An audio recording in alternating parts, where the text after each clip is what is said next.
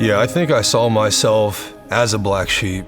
You know, I played sports from the day that I could dribble and walk. You know, I was picking up basketball, soccer, football, you name it.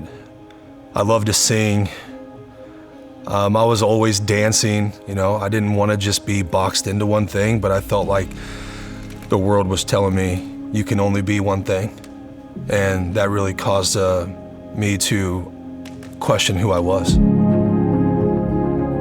Yeah, after the passing of my grandfather, that's where I lost a lot of passion for sports, music. But I still had this amazing competitive drive. It just turned into, I'm going to outdrink you. I'm going to smoke more than you.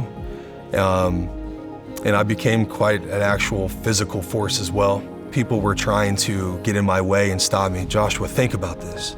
Think about this. You're not this person. Get out of my way. You don't know what it's like to be me. You don't know what I'm going through. Even if I told you, you wouldn't believe me. And I just became a wrecking ball. And when I was released from juvenile detention, I was expelled from school and realized that my parents had divorced.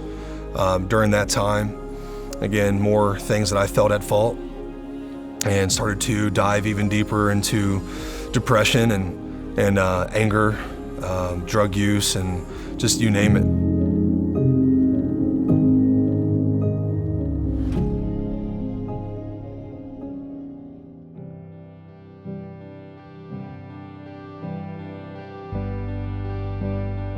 And we became pregnant with our third child.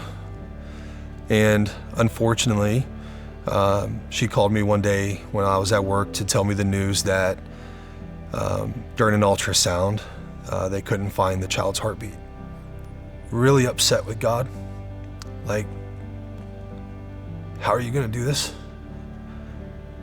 I mean, I'm not doing all these things. You know, I thought you had my back. And I started to backslide. I just remember feeling so empty and lost that alcohol became a part of my daily regimen. But being a chameleon, I could hide it. I'd show up to work. It's not like I still mowed the yard, still did the dishes and laundry and played house.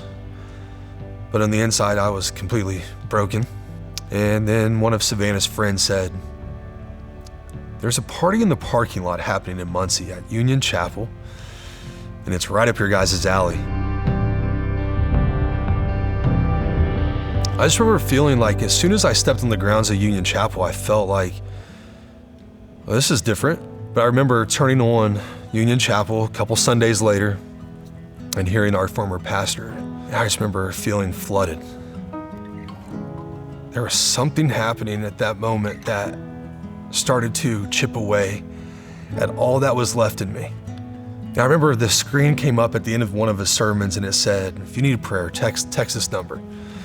I've never replied to any of those, but I remember texting that and getting connected to Pastor Glenn. You know, he called and, hey, is there anything that I can help you with? And I just remember saying, I need prayer.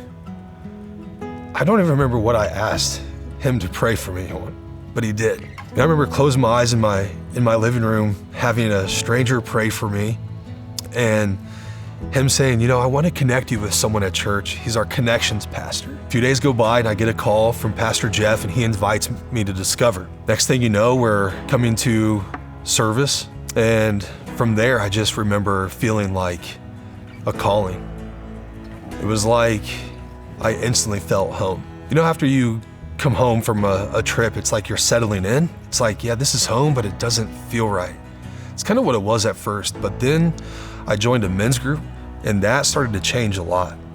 I started to get around men who were black sheep. They felt just like me from different life situations, and that really opened up to me understanding that I no longer have to be a chameleon. I don't have to hide who I am. And that was a feeling that really still this day impacts me. Actually, during and through my weaknesses, my trials, God's on full display.